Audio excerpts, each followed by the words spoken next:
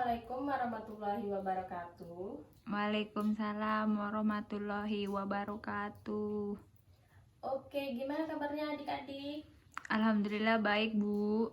Ya, pada hari ini pada masuk semua apa ada yang nggak masuk? Masuk semua. Oke, pada masuk semua ya. Ada yang tahu nggak sekarang kita belajar tentang apa? Belum tahu, Bu. Oke, sekarang kita belajar tentang termokimia.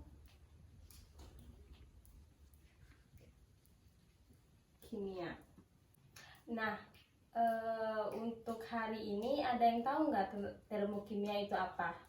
Nggak tahu. Oke, nggak tahu ya. Nah, jadi termokimia itu adalah hubungan timbal balik ya, yang antara panas dengan reaksi kimia atau dengan perubahan kekentalan fisika. Nah, di sini sebelum kita memulai pembelajaran, di sini ada tujuan pembelajarannya. Yang pertama itu karena kita mempelajari termokimia, sebelum mempelajari termokimia, tentu saja pasti mempunyai tujuan pembelajaran. Nah, tujuan pembelajaran yang pertama itu siswa dapat mendefinisikan hukum kekentalan energi. Nah, yang kedua itu siswa dapat menggolongkan sistem dan lingkungan. Nah, yang ketiga itu siswa dapat membedakan reaksi eksoteran dan endoteran dalam kehidupan sehari-hari. Oke, kita langsung ini. Nah, yang pertama itu kan tentang hukum kekentalan energi. Nah, yang dimana secara ilmiah energi didefinisikan sebagai kemampuan untuk melakukan kerja. Nah, kerja didefinisikan sebagai aksi gaya melalui jarak tertentu.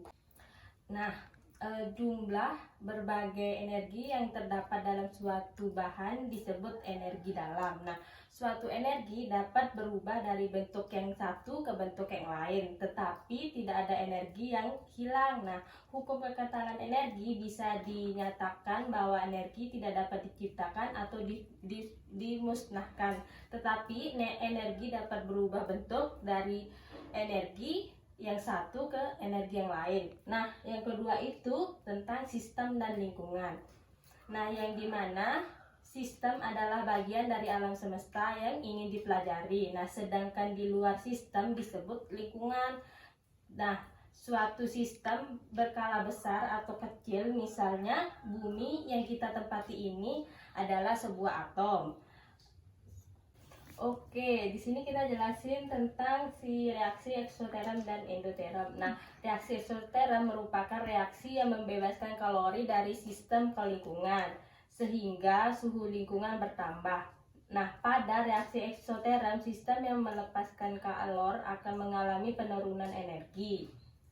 Terus, reaksi endoteram, reaksi ini berlawanan dengan reaksi eksoteram. Nah, istilah endoteram juga berasal dari bahasa Yunani yang artinya endo itu dalam dan teram itu panas atau kalor. Nah, artinya terdapat kalor dari lingkungan yang masuk ke sistem. Nah, reaksi endoteram merupakan reaksi penyerapan kalor dari lingkungan ke sistem sehingga suhu lingkungan berkurang.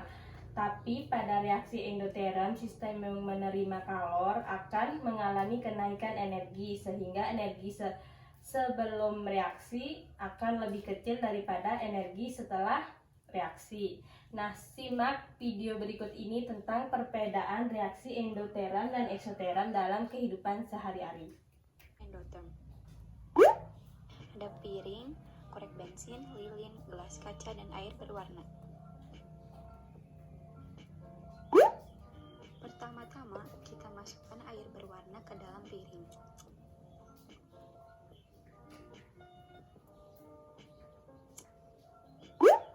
Setelah itu, kita nyalakan lilin dengan korek bensin.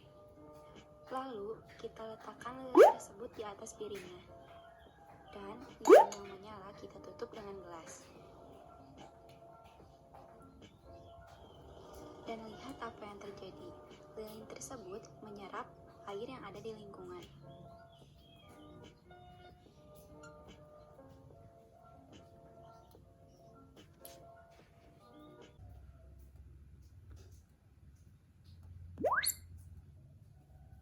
ada gelas berisi air dan juga teh celup.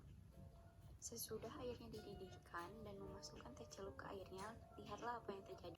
Nah, dari video yang teh tadi itu kan reaksi eksoteram, yang dimana reaksi yang terjadi dengan disertai perpindahan kalor dari sistem ke lingkungan. Nah, kenapa tadi di praktikum yang kita membuat teh ada ciri khasnya itu selama suhu sistem akan naik?